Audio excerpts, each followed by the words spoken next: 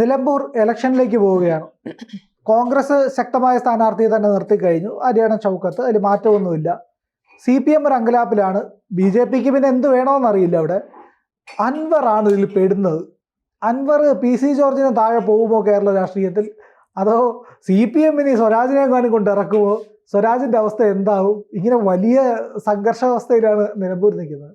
നമ്മളുടെ ഒരു നിഷ്കളങ്കമായ ഒരു കാഴ്ചപ്പാട് നമ്മൾ അതിൽ രാഷ്ട്രീയ ബോധമില്ലാതെ നമ്മൾ നോക്കിയാൽ യഥാർത്ഥത്തിൽ നമുക്ക് കാണാൻ കഴിയുക അൻവറിൻ്റെ ഒരു പതനം കാണുക എന്ന് പറയുന്നതാണ് നമ്മൾ കണ്ടുകൊണ്ടിരിക്കുന്നത്. യാതൊരു തരത്തിലുള്ള വ്യവസ്ഥയും വാക്കുകൾക്ക് ഇല്ലാത്ത നിലയിലേക്ക് അൻവർ താണുകൊണ്ടിരിക്കുകയാണ്. കേരളം പോലൊരു സൊസൈറ്റിയിൽ ഈ ആഢ്യഭാവം കൊണ്ടോ പണം കൊണ്ടോ ഒരു രാഷ്ട്രീയ നേതാവിന് വളർന്നു വരാനായിട്ട് സാധ്യമല്ല. അത്തരം ആളുകൾക്ക് CPM പോലുള്ള സംഘടിതമായിട്ടുള്ള ഒരു പ്രസ്ഥാനം കൈ കൊടുക്കുമ്പോൾ മാത്രമാണ് അവർക്ക് കേരളത്തിൻ്റെ രാഷ്ട്രീയത്തിൽ നിലനിന്ന് പോകാൻ കഴിഞ്ഞിട്ടുള്ളത്. ഇവിടെ അൻവർ ആദ്യം എടുത്ത നിലപാട് CPM നിൽക്കുമ്പോഴും ഒരു ചാവേറായിട്ട് CPM വേണ്ടി അനാവശ്യമായി UDFനെയും UDFിൻ്റെ പ്രതിപക്ഷ നേതാവായിട്ടുള്ള VD സതീശനെയും അറ്റാക്ക് ചെയ്തുകൊണ്ടിരുന്നു. വ്യക്തി കേന്ദ്രീകരിച്ച് തന്നെ പറഞ്ഞുകൊണ്ടിരുന്നു. പിന്നെ ആര്യാടൻ ഷൗക്കത്തിനെ അയാൾ അവിടെ ശരിക്കും പറഞ്ഞു കഴിഞ്ഞാൽ അദ്ദേഹത്തിൻ്റെ വാപ്പയായിരുന്നല്ല അവിടുത്തെ ജയിച്ചു കൊണ്ടിരുന്ന ഒരാൾ, ആര്യാടൻ മുഹമ്മദ്. അദ്ദേഹത്തിനെതിരെ വ്യക്തിപരമായിട്ടുള്ള വലിയ ആക്ഷേപങ്ങൾ ഉന്നയിച്ചുകൊണ്ടിരുന്ന ഒരാളായിരുന്നു അൻവർ. അപ്പോൾ ആളുടെ ഒരു സംസാര രീതിയാണ് ഈ വെറുപ്പുണ്ടാക്കുന്ന രീതി, വ്യക്തി ഹത്യ ചെയ്യുന്ന രീതി. പിന്നെ അത് കഴിഞ്ഞ് അദ്ദേഹം ഇപ്പോൾ CPM വന്നപ്പോഴും CPM വ്യക്തിപരമായിട്ടാണ് ആൾ കാര്യങ്ങൾ ചെയ്യുന്നത്. കാരണം പിണറായി വിജയനെ കേന്ദ്രീകരിച്ച് അൻവർ അറ്റാക്ക് ചെയ്യാൻ, വ്യക്തിപരമായി അറ്റാക്ക് ചെയ്യാനായിട്ട് പറയും. CPM പിണറായി വിജയനെ കേന്ദ്രീകരിച്ച് വ്യക്തിപരമായി അറ്റാക്ക് ചെയ്താൽ CPMകാർ ആ രീതിയിൽ ഒരു തരത്തിലും അക്കോമഡേറ്റ് ചെയ്യുന്ന അവസ്ഥ ഉണ്ടാവില്ല. മാത്രമല്ല പറയുന്നതിന് ഒരു രാഷ്ട്രീയമില്ലാത്തതുകൊണ്ട്. കാരണം കേരളത്തിൻ്റെ സമൂഹത്തിൽ പൊതുവെ സ്വീകരിച്ചിട്ടില്ലാത്ത തൃണമൂൽ കോൺഗ്രസിൻ്റെ ഭാഗമായി തീരുകയാണ് അൻവർ. ഇൻഡിപെൻഡൻ്റ് ആയിട്ട് നിന്നാൽ പോലും അൻവറിന് കുറച്ച് സ്വീകാര്യത കിട്ടുമായിരുന്നു. ആ തീരുമാനം കാരണം കേരളത്തിൽ ഒരിക്കലും ഉണ്ടാകില്ലാത്ത ഒരു പ്രസ്ഥാനമാണ് ഈ തൃണമൂൽ കോൺഗ്രസ് എന്ന് പറയുന്നത്. ഒരുപക്ഷെ കേന്ദ്രത്തിൽ വരാനുള്ള ഒരാഗ്രഹം കൊണ്ടായിരിക്കും തൃണമൂൽ കോൺഗ്രസിൽ പോയി ചേരുന്നത് എന്നാണ് എനിക്ക് തോന്നുന്നത്. കാരണം പക്ഷേ തൃണമൂൽ കോൺഗ്രസിൽ അതിനും ഒരു സാധ്യത. കാരണം അവരൊരു സ്വേച്ഛാധിപതിയായിട്ടുള്ള ഒരു ഭരണാധികാരിയാണ്. സ്ത്രീ എന്ന് നമ്മൾ പറയുമ്പോൾ ഒരു സ്ത്രീ ഭരണാധികാരി എന്ന നിലയിൽ കുറേ ആളുകൾക്ക് അവരോട് പല രീതിയിലുള്ള താല്പര്യങ്ങൾ ഉണ്ട് എങ്കിൽ പോലും അവരൊരു സ്വേച്ഛാധിപതിയായിട്ടുള്ള ഒരു ഭരണാധികാരിയാണ്. ഒരാളെ അക്കോമഡേറ്റ് ചെയ്യാൻ അതേ ക്യാരക്ടറാണ് യഥാർത്ഥത്തിൽ ഈ PV അൻവർ എന്ന് പറഞ്ഞ ആൾക്കുള്ളത്. കേരളത്തിൽ അത് ഓടില്ല. ഇപ്പോൾ അയാൾ പറഞ്ഞിരിക്കുക അയാൾക്ക് UDFിലേക്ക് പോവുകയാണല്ലോ. അയാൾക്ക് അടുത്ത ഒരു നിയമസഭ ഈ നിലമ്പൂരിൽ ജയിക്കുക എന്നുള്ളത് അൻവറിനെ സംബന്ധിച്ച് പ്രത്യേകിച്ച് ഒരു കാര്യമില്ലാത്തൊരു കാര്യമാണ്.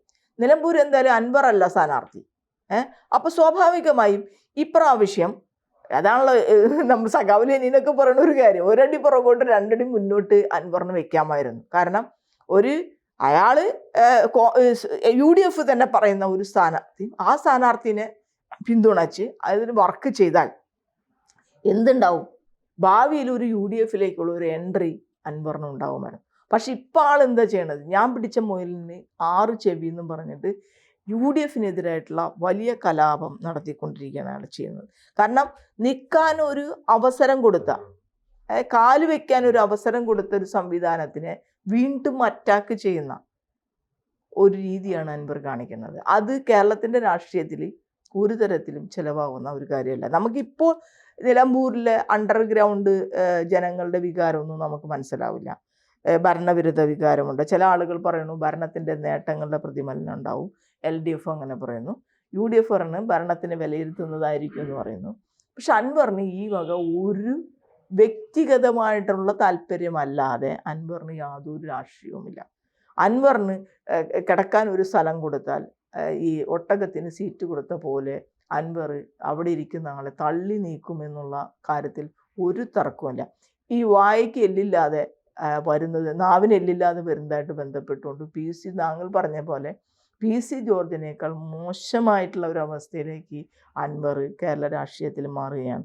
വേറെ ഒരു വഴിയും ഇല്ലാത്ത നിലയിലേക്ക് മാറി. ഇപ്പോഴും അൻവറുമായി ബന്ധപ്പെട്ടുള്ള കേസുകൾ ഇപ്പോഴും എന്ത് ചെയ്തിട്ടില്ല, CPM മുറുക്കിയിട്ടില്ല എന്ന് എനിക്ക് തോന്നുന്നു. അൻവറിനെ ശരിക്കും പൂട്ടാവുന്ന ഒരുപാട് കാര്യങ്ങൾ ഈ ഭരണതലത്തിൽ തന്നെയുണ്ട്. കോടതിയിൽ കേസായി കിടക്കുന്ന കാര്യങ്ങളുണ്ട്, അൻവറിൻ്റെ തന്നെ സാമ്പത്തിക ഇടപാടുകളുമായി ബന്ധപ്പെട്ട വിഷയങ്ങളുണ്ട്.